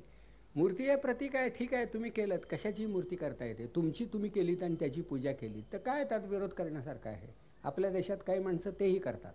स्वखर्चानं स्वतःचे पुतळे बसवून घेणं हा प्रकार त्यातलाच आहे. ती पूजाच आहे एक प्रकारची, आत्मपूजा आहे, एवढंच. तर ह्या प्रकारची पूजा ज्या देवीची करतो ती जर नसेल तर या कल्पनेनं व्याकुळ झालेला हा देवीचा भक्त हा कित्येक दिवस कित्येक रात्री असाच आलोचन चिंतन करत होता. शेवटी त्याच्या मनात विचार आला की जर देवी नसेल तर मग मरून जायला काय हरकत आहे, जगायचं कशासाठी. हवाय देवी चालेल, देव आणि देवी फरक नाही. म्हणून त्यांनी त्या काली मंदिरामध्ये एक टांगलेली तलवार होती ती हाती घेऊन स्वतःवरतीच घाव घालण्याचा प्रयत्न केला, हा आत्महत्येचा प्रयत्न केला. आणि त्यांच्या पुढे एकदम एक काही देवी प्रकट झाली. अर्थात हे सगळं व्यक्तिगत असल्यामुळे सांगता येत नाही की सगळ्या विश्वाला व्यापणारा असा एक अथांग असा प्रकाशाचा सागर समोरून उसळतो आहे, माझं मी पण सगळं मी हरवून गेलो आहे, असा काहीतरी एक अनुभव त्यांना आला. आणि ते मूर्छित पडले. कदाचित काही दिवस त्या अवस्थेत ते असतील, त्यांना उचलून बाजूला ठेवण्यात आलं. तर हा एक अनुभव आल्यानंतर त्यांना असं वाटू लागलं की कुठेतरी काहीतरी आहे, आपलं त्याचं नातं आहे, आपण अभ्यास केला पाहिजे. म्हणून पुन्हा ते त्याचा अभ्यासच करू लागले. म्हणजे रामकृष्ण परमहंस हे परमार्थापुरते तरी एक शास्त्रज्ञच झाले होते. ठीक आहे, मी देवीची पूजा करतो, मग कधी कधी नाकाजवळ मग त्या मूर्तीचे हात नाहीत आणि त्यांना देवीचा श्वास जाणवत असे. आता ही लक्षणं तशी वेडायचीच आहे, कारण आपल्या देशामध्ये किंवा प्यालेल्या लोकांची सुद्धा लक्षणं हीच असतात. कारण मध्येच त्यांचं व्याख्यान सुरू होतं गावाच्या बाहेर की आभाळ खाली येतं आहे आणि जमीन वर जाते आहे, तेव्हा बीड या गावाचं काय होणार ही माझी चिंता आहे, पण नवले साहेब माझ्याकडे लक्ष देतील असं वाटत नाही वगैरे. तर असे सात्विक प्रकृतीचे पुरुष गावोगावी नियतीनं उभे केलेले असतात. तर तर देवीच्या नाकाजवळ हात न्यायचा, श्वास चालू आहे. कधी त्यांना असं दिसत असे की देवीची सावलीच पडत नाही. ते म्हणायचे आईची सावली पडत नाही, आई आहे ती, कशी सावली पडणार, जे पार्थिव आहे, मर्त्य आहे, नाशवंत आहे, त्याला सावली असते, आईला सावली कुठली. आणि त्यांना सावली दिसायची नाही, बाकीच्यांना दिसायची. लोक म्हणायचे जाऊ द्या, पूजा करतोय ना, मनापासून करतोय ना, बाहेर काही त्याला वेड नाही ना, कुठं जीव गुंतला नाही ना, मग असू द्या. तर असं म्हणून सुरुवातीला त्यांची उपेक्षाही होत होती त्या माणसाची. परंतु यानं खरोखर घोर साधन केलं. ते इतक्या रूपात केलं की पुढं पुढं त्याला काही वेगवेगळ्या सगुण रूपांचं दर्शन घडलं. त्यानं रामनामाचा जप सुरू केला आणि त्याला सीतेचं दर्शन पहिल्यांदा घडलं, मग हनुमंताचं दर्शन घडलं. हे नुसतं मी कादंबरी एखादी सांगावी तसं सांगतोय, कारण मलाही जास्त काही सांगता येत नाही, फक्त माझ्या वाचनात आलेला हा भाग आहे, मात्र तो मी विचारपूर्वकच सांगतोय. तर असा हा सगळा अनुभव ते घेत होते. अशा स्थितीमध्ये कुणीतरी तोतापुरी या नावाचा शांकर वेदांती पंजाबमधला एक भ्रमणशील साधू, तो तिथल्या धर्मशाळेत उतरला होता. तिथे येणाऱ्या पारमार्थिकांची निवासाची आणि भोजनाची व्यवस्था होती. मोठा परिसर होता, धर्मशाळा होती, लहान लहान इतर काही मंदिरं होती आणि मुख्य मंदिर कालीचं होतं. तर त्यानं या मुलाकडे पाहिलं आणि त्याला विचारलं की काय रे, तुला वेदांत साधना, अद्वैत साधना, समाधी साधना करणं आवडेल का.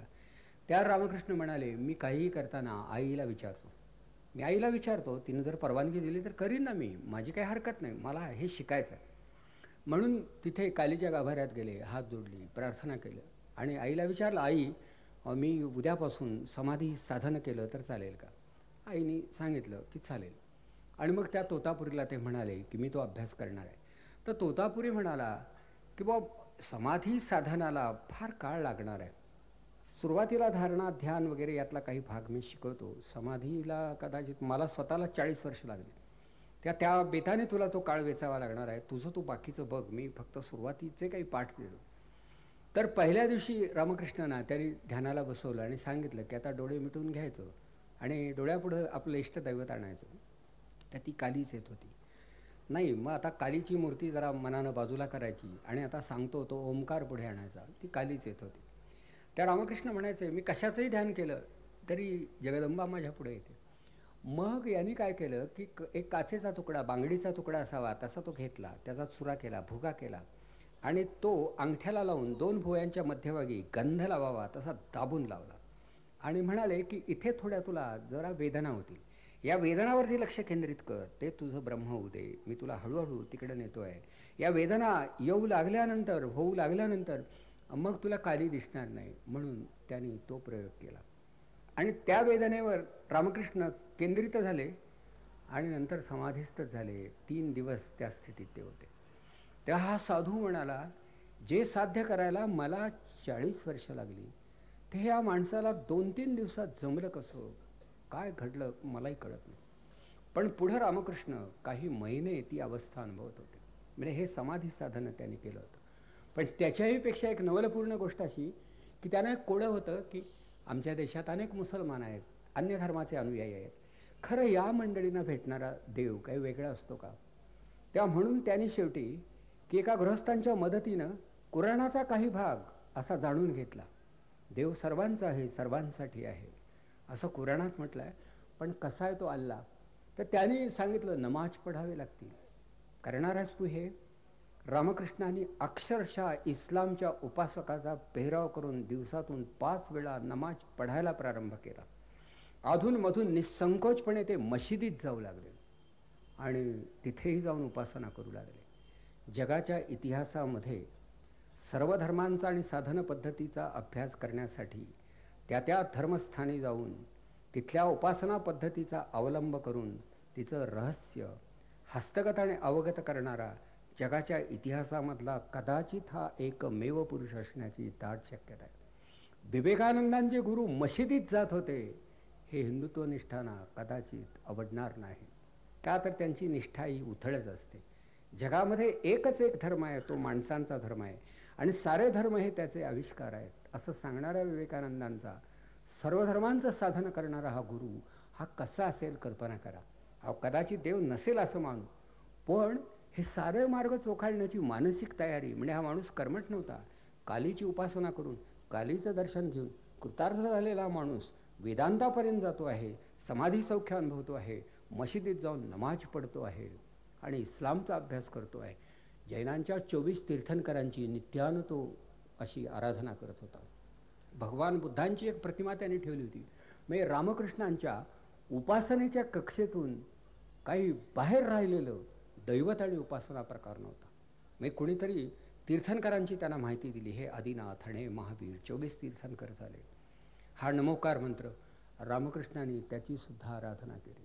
म्हणजे ज्याच्यामुळं आत्म्याची उन्नती घडेल ते सगळं साधनं मी याची देही, याची डोळा अनुसरणार. इथे वेगळेपण आहे.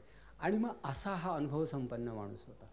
त्यानं हे अद्वितीय अनुभव घेतले होते आणि त्याच्या भेटीसाठी प्रेसिडेन्सी महाविद्यालयामध्ये तत्त्वज्ञान या विषयाचा अभ्यास करणारा अत्यंत बुद्धिमान विद्यार्थी जाऊन उभा राहिला आहे आणि तो विचारतो आहे की या जगामध्ये ईश्वर आहे असं म्हणतात, तुम्हाला काय वाटतं.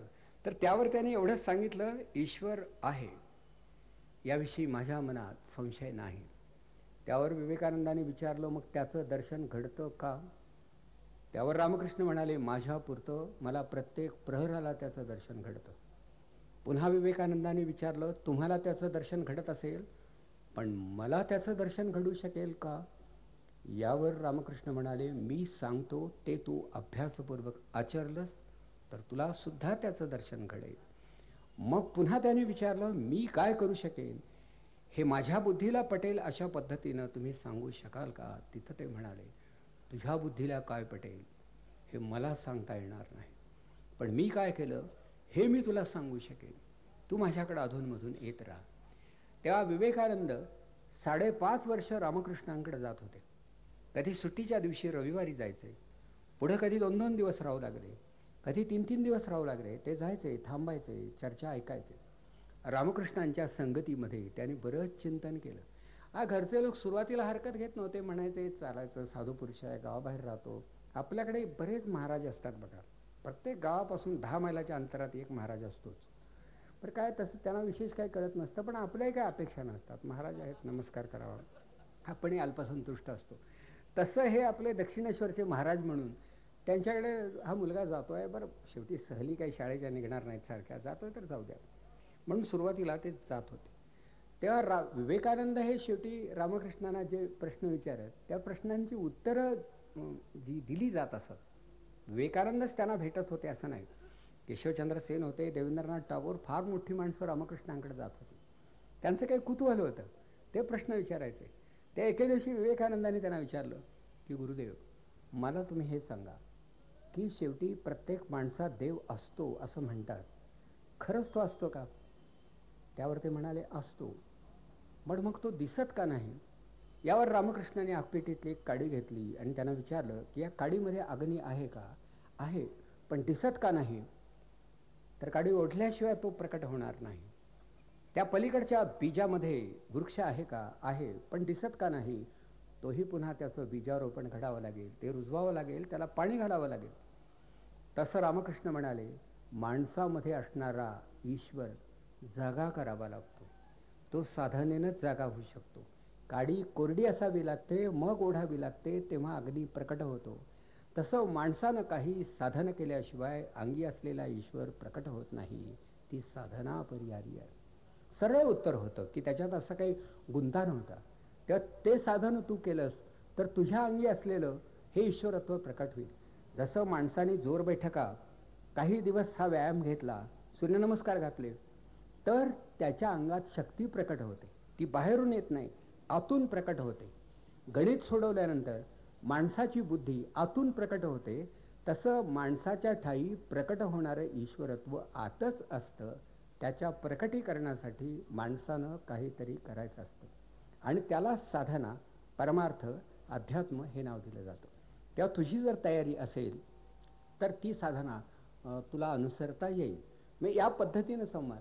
विवेकानंदांचे इतर काही मित्र होते, गावातली आपल्यासारखी काही माणसं होती, ती जायची, काहीतरी विचारायची.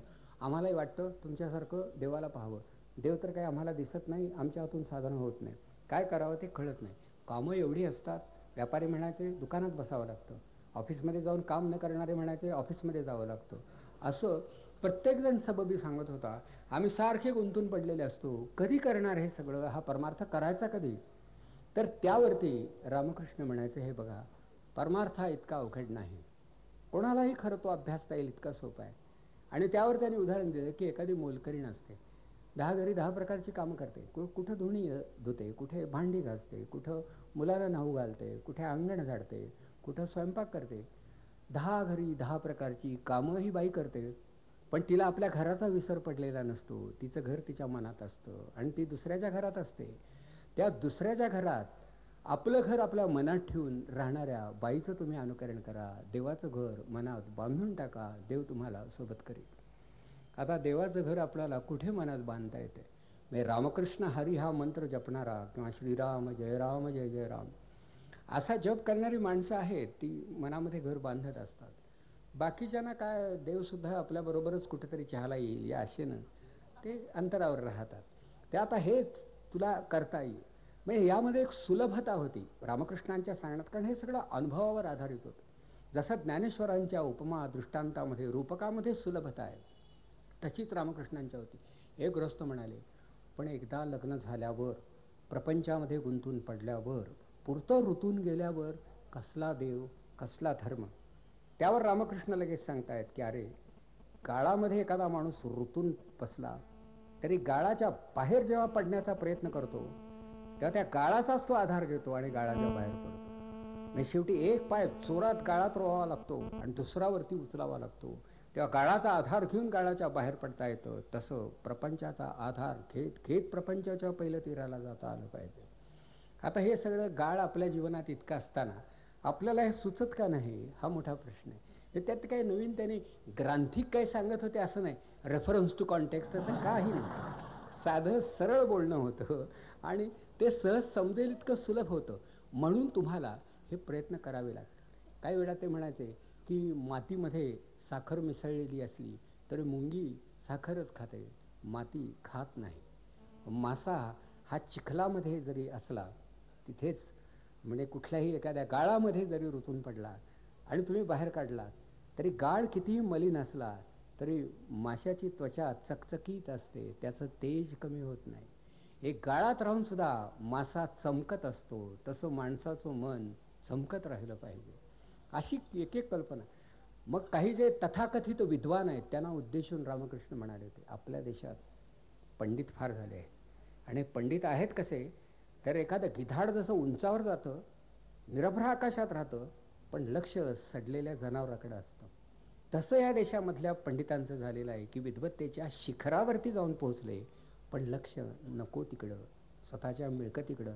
यांना देव कधी दिसणार नाही. मग हाही परखडपणा होता. म्हणजे महात्मा फुल्यांचा बंडखोरपणा परमार्थापुरता तरी रामकृष्णांच्या जीवनामध्ये दिसतो. तर या प्रकारचा हा संवाद गुरु शिष्यांच्यामध्ये चालत होता. विवेकानंद रोज विचार करत होते की आता आणखी काय विचारायचं, आणखी काय विचारायचं. हा झाला विचारण्याचा भाग. विवेकानंदांचं सगळं जीवन हेच प्रश्नोपनिषद होतं. पण त्यावर पुन्हा रामकृष्ण म्हणाले, अरे साखर गोड लागते, हे सांगून तरी समजणार आहे का? कधीतरी ती खाऊनच पाहावी लागेल ना. शेवटी नुसतं गोड म्हणजे, मधुर म्हणजे स्वीट, याला काही अर्थ नाही. तेव्हा साखर खाऊन पाहिली पाहिजे. तसं काही अनुभव घेतल्याशिवाय त्यांचं रूप कळणार नाही. तेव्हा तू अनुभवाच्या दिशेनं थोडी वाटचाल कर, असं विवेकानंदांना त्याने सांगितलं. नुसत्या बोलण्याने हे साधणार नाही. तू बुद्धिमान आहेस, तू विद्वान आहेस, मला कल्पना आहे. आणि म्हणून विवेकानंदांना स्वतःच्या स्कॉलरशिपचा, बुद्धिमत्तेचा, होतेही तसे ते व्यासंगही मोठा होता, स्कॉलर होता, वर्गामध्ये उठून दिसणारा विद्यार्थी होता. मग आता त्या वयामध्ये एक प्रकारची अहंता असते, आपलं शिक्षण किती, आपण कसे हायेस्ट आहोत, आपणाला विद्यापीठानं गोल्ड मेडल दिलेलं आहे. गोल्ड नंतर आपण तपासून घेऊ, पण मेडल देताना तरी ते कळलं का? तर हे सगळं आपण करत असतो तसं. आणि का तर एक मनात आंतरिक थोडी अहंताच असते, समाधान असतं, वयाचा भाग असतो. तेव्हा विवेकानंदांना म्हणजे त्यांचा तो गर्व परिहार करण्यासाठी रामकृष्णाने सांगितलं, तुला सांगू काय, गमतीची गोष्ट सांगतो. अरे तू फार बुद्धिमान आहेस, तू चांगलं वाचन करणार आहेस, व्यासंगी आहेस, मला काही कळत नाही, मी निरक्षर आहे. पण निरक्षर माणसं सुद्धा बरंच काही चांगलं करू शकतात. आणि म्हणून त्यांनी एक गोष्ट सांगितली की कुठेतरी त्या बंगालमधल्या एका नदीच्या पहिल्या तीराला एक मंदिर होतं. तिकडच्या नद्या विस्तीर्ण, उत्तरेकडच्या हिमालयामध्ये त्यांची उगमस्थानं, पाणी भरपूर, त्यामुळं नावेमध्ये बसून पलीकडे जावं लागत असे. त्या एका देवीच्या दर्शनासाठी नावेत बसून पलीकडे निघालेली दोन माणसं एकाच होडीमध्ये किंवा नावेत बसलेली होती. आणि त्यातला एक होता विद्वान आणि दुसरा होता निरक्षर. तर तो विद्वान त्या निरक्षराला विचारत होता की तुझं शिक्षण किती, तुझं वाचन किती, तू काय करतोस? त्यावर तो म्हणाला, आम्ही अक्षरशत्रू, काही वाचत नाही, वाचूच शकत नाही. मग त्यावर तो विद्वान जरा चवताळला, खेकसला आणि म्हणाला, व्यर्थ आहे तुमचं जीवन. व्यासंग नाही, पांडित्य नाही, विचार नाही, परिशीलन नाही, ग्रंथांचं दर्शन नाही, स्पर्श नाही, आकलन नाही, बुद्धी नाही, व्यर्थ आहे जीवन तुझं वगैरे. पंडित बोलायला लागले म्हणजे फार बोलतात, कळलं का? तर हे सगळं ऐकल्यावर तो काय बिचारा खजील झाला. मग ही नाव मध्यात आली आणि जरा सोसाट्याचा वारा सुटला, एकदम असा वादळ वारा सुटावा, आणि ती नाव अशी उपडी झाली आणि हे दोघेही पाण्यात पडले. त्यावर हा पंडित जो होता तो जाडा पंडित होता, त्याला पोहण्याचा विचार करायला वेळ मिळाला नव्हता, कारण सगळा वेळ व्यासंगात गेला होता. तो गटांगड्या खायला लागला. आणि हा जो सामान्य निरक्षर माणूस तो पोहत पुढे निघाला. त्याचं लक्ष पंडिताकडे गेलं, तर पंडित गटांगड्या खातोय आणि आता बहुतेक एकदाच खाली जाईल आणि मग कायमचा वर जाईल, हे त्याच्या लक्षात आलं. तेव्हा तो जवळ गेला, त्यानं आपल्या अंगबळावरती त्या पंडिताचं मनगट पकडून अगदी नदीच्या काठापर्यंत पोहत पोहत नेलं. आणि त्या पंडिताला या निरक्षर माणसानं एकच प्रश्न विचारला, एवढा विद्वान मग बुडतोस कसा? ज्या रामकृष्ण परमहंसांच्यामुळं विवेकानंदांचं व्यक्तिमत्व घडलं, त्या रामकृष्णांविषयी मी बोलत होतो. विवेकानंद हे विवेकानंद का झाले, त्यांचं मोठेपण हे उपजत होतं की संपादित होतं, याविषयी बरीच मीमांसा घडली आहे. विवेकानंदांचं समग्र साहित्य 8 खंडामध्ये प्रसिद्ध झालं. त्याला प्रस्तावा लिहिण्याचं काम हे भगिनी निवेदिता यांनी केलं होतं. तर या निवेदितांनी काही महत्त्वाचे घटक लोकांच्या निदर्शनास आणले की विवेकानंद हे विवेकानंद झाले आणि अन्य कोणी विवेकानंद होऊ शकला नाही. याला असणारी कारणं विवेकानंदांच्या प्रकृतीत होती, सभोवतालच्या परिस्थितीत होती की भारताच्या संस्कृतीत होती, याचा विचार त्यांनी केला. त्यांनी दिलेले कारण घटक असे की विवेकानंदांनी उभ्या आयुष्यामध्ये केलेला अखंड विद्या व्यासंग हा एक महत्त्वाचा घटक. विवेकानंद हे जर व्यासंगी नसते तर विवेकानंद होऊ शकले नसते. त्या व्यासंग हा एक अत्यंत महत्त्वाचा घटक. दुसरा महत्त्वाचा घटक म्हणजे भगवान रामकृष्ण परमहंसांसारखा एक महापुरुष त्यांच्या जीवनात आला. अनुभव संपन्न, साक्षात्कार संपन्न जीवन जगणारे रामकृष्ण हे विवेकानंदांना भेटले नसते तरीसुद्धा विवेकानंद हे विवेकानंद होऊ शकले नसते. आणि तिसरा महत्त्वाचा घटक म्हणजे उभ्या भारतामध्ये त्यांनी परिव्राजक दशेमध्ये केलेलं परिभ्रमण आणि लोकजीवनाचं घेतलेलं प्रत्यक्ष दर्शन आणि केलेलं अवलोकन हे विवेकानंदांच्या व्यक्तिमत्वामधले घटक मानले जातात. त्यामध्ये रामकृष्णांचा विचार आपण करत होतो. अर्थात युगायुगाच्या ठायी एखादाच अवतारी पुरुष होतो आणि दुसरा कोणी होत नाही. त्यामुळं त्याचं चरित्र समजावून घेताना सुद्धा खूप वेळा असा थोडा त्रास होतो, एक प्रकारचा तापही सहन करावा लागतो की या माणसाला हे कसं शक्य झालं असेल. रामकृष्णांनी आपल्या उभ्या आयुष्यामध्ये पैशाला कधी स्पर्श केला नाही. कनक आणि कांता हे माणसाच्या परमार्थ मार्गामधले अडथळे आहेत असं ते म्हणत. अर्थात कांता हा शब्द त्यांनी स्त्रीवाचक केला नाही, तर एक विषय वासना किंवा विकार या अर्थाने त्या शब्दाचा त्यांनी वापर केला. कारण रामकृष्ण हे विवाहबद्ध झाले होते. ते जेव्हा परमार्थाच्या आहारी गेले आणि त्या आवर्तामध्ये कदाचित त्यांचा अंत होण्याची शक्यता दिसू लागली, त्या घरच्या वडीलधाऱ्यांनी त्यांना विवाहबद्ध करायचं ठरवलं. पिंपळाला पार बांधल्यानंतर मुलांचं मन स्थिर होतं अशी पालकांची समजूत पूर्वी होती, आजही आहे. मुलं वाया जाऊ नयेत यासाठी त्यांचं लग्न केलं जातं आणि लग्न केल्यानंतर ती जेव्हा वाया जातात तेव्हा त्यांचं आणखी एक लग्न करावं असं सुद्धा वाटतं.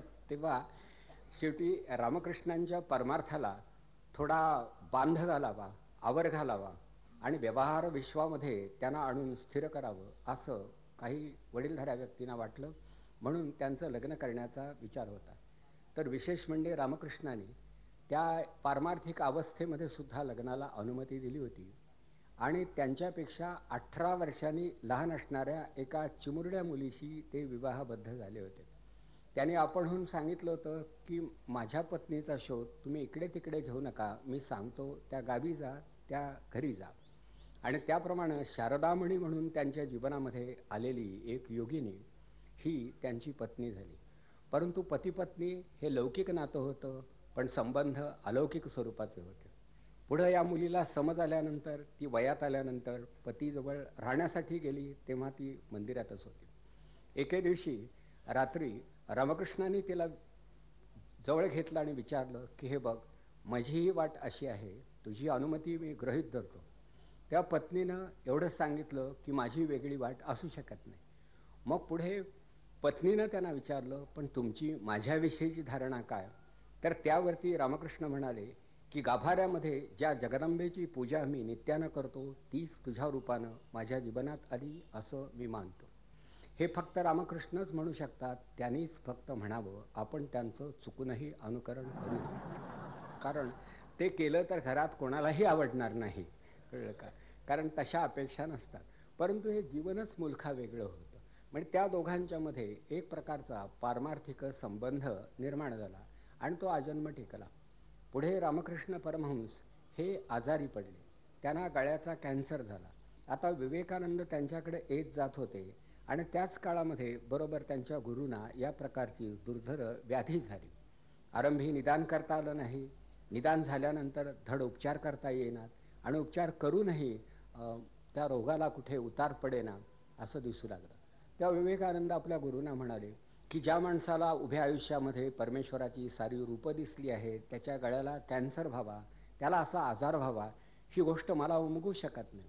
त्यावरती रामकृष्ण म्हणाले होते की बाळ, शेवटी हे जे पार्थिव आहे त्याचं पतन अपरिहार्य आहे, जे नाशवंत आहे त्याचा लय होणार आहे. कोणाचंही पादत्राण हे तुटल्याशिवाय राहत नाही, ते केवळ मोठ्या माणसाच्या पायात ते आहे म्हणून ते तुटणारच नाही असं कोणी म्हणत नाही. त्याप्रमाणे शरीर हे आज ना उद्या कधीतरी टाकावं, सोडावं हे लागणारच आहे. एवढी मानसिक तयारी असणारे रामकृष्ण होते. नाहीतर एखादा असा कोणी तिसऱ्या दर्जाचा गुरु असता तर तो म्हणाला असता, एकतर मी आजारी नाही, डॉक्टरांचं ते मत आहे, ते चुकीचं आहे. आजार जरी झाला तरी तो आपोआप बरा झाल्याशिवाय राहणार नाही असे तो भ्रम निर्माण करील, परंतु वास्तवाचा स्वीकार शांतचित्तानं करण्यासाठी ज्या प्रकारचं मन लागतं ते मन रामकृष्णांच्या जवळ होतं. हे रामकृष्ण आणि विवेकानंद हे जवळ आल्यानंतर परमार्थामधला काही अद्वितीय अनुभूती या रामकृष्णाने स्पर्शाने, शब्दाने, साधनेनं हे विवेकानंदांना दिल्या होत्या. म्हणजे खरोखरच मस्तकावरती हात ठेवल्यानंतर येणारा शक्ती संक्रमणाचा जो अनुभव तो विवेकानंदाने घेतला होता. परंतु विवेकानंद नेहमी म्हणत की या प्रकारच्या अनुभवांचा प्रत्यक्षामध्ये उपयोग काय? मी जे अनुभव जगाला देऊ शकणार नाही, जगाच्या ज्ञानात अनुभवात ज्याच्यामुळं भर पडणार नाही आणि विचार विनिमयाच्या पातळीवरती ज्यांची वाच्यता करता येणार नाही, असे शुद्ध व्यक्तिगत स्वरूपाचे आंतरिक अनुभव यांचं विचारमूल्य हे कमीच लेखावं लागेल. तेव्हा तुम्ही मला शास्त्र सांगा, तत्व सांगा, मला हे नीट समजावून द्या, असं ते म्हणत असत. आपल्यापैकी काही लोकांना आयुष्यामध्ये काही अनुभव येऊन जातात. एखादं स्वप्न पडून जातं, त्याप्रमाणे जगात काही घडतं आणि आपण स्वप्न वेडे होतो. परंतु स्वप्न पडणं आणि घटना घडणं यामध्ये कार्यकारण संबंध असेलच असं गृहीत धरण्या इतपत सबळ पुरावा आपल्याजवळ आहे का, असा विचार आपण करत नाही. जसं मांजर कधीतरी आडवं जातं, त्याला जायला वाट नसते आणि आपण मांजराच्या वाटेत आपण आडवे येतो, पण आपणाला असं वाटतं की मांजर आडवं गेलं आणि काम फसलं. काम फसणारच असतं, आपली तयारीच तेवढी असते, मुळात ते करायचंच नसतं, तर अशा वेळी ते फसतं आणि उगाचच अपश्रेय त्या मांजराच्या वाट्याला येतं. तेव्हा नेमकी कारणमीमांसा ही केली पाहिजे, हा एक विवेकानंदांचा आग्रह होता.